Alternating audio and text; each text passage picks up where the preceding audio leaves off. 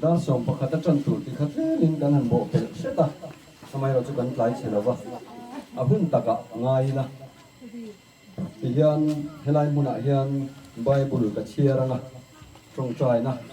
kan ne yanga ti chuan biak in thon na ribon che cha na kan ne yanga ti chuan biak in chunga kan lut ha langa biak in thar lom na in khom biak in chung lama a chun zom don ani oi na hian tlang tang atangin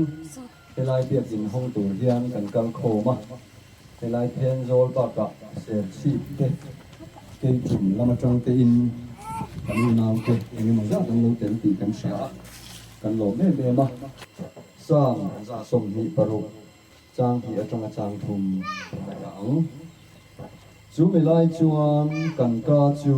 nuin a khata kan lei chu la sakin chu me lai chuan nam tin jinga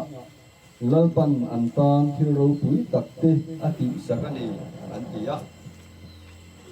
lalpa chuan thil ro pui takte min ti saka kan lom hle ani athu kan cherte pathian in mal min som sa prose amen voina hian lalpan thil ro pui tak min ti saka sang khat zakwa som kwa pahnia khan then zo la hian he ko san hi lo timin mitlen te bultan turin pathian in alo ruata biakin mu mal po nei lovin arem rema te in khomin hunan lo mang thina amai ro chu pathianin ahun taka biakin thatak mai then zol ko san te tan min buat sei saka voinia biakin thatak min petu kan pathian fakin om ro se amen amen trong trai ngu lalpa kan pathian min mangai tu voina hian imal som na ro pui tak kan donga helai then zo huna hian hun rei to takatang khan i ko san mitle te mangin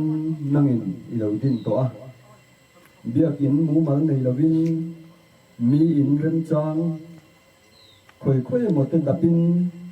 nang ma phak le choi moi hun lo mang to thina ma se imi te min en san ngai lova kho har tak le pasha tak kan om reng poi phal lova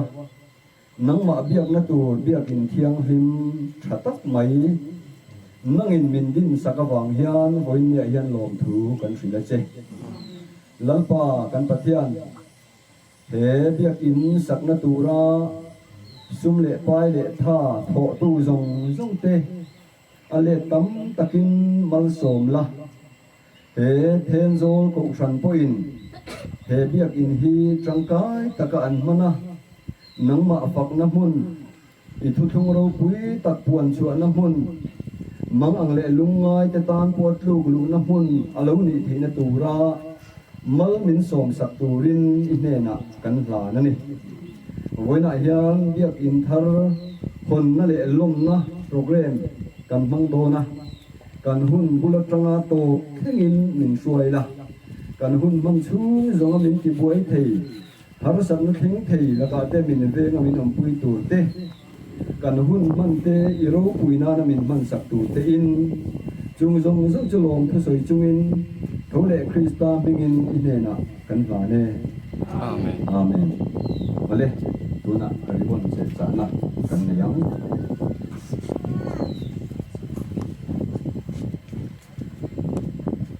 vale tuna hian henzo crc biak in hi afaten ama kan pol na turte thuthung ro pui tak puan chua na hun atan te mi harsa mang ang lungai te poina thamuan na an lo chan ta turin hoina hian lo takin he biak in hi ka honge ale ikhan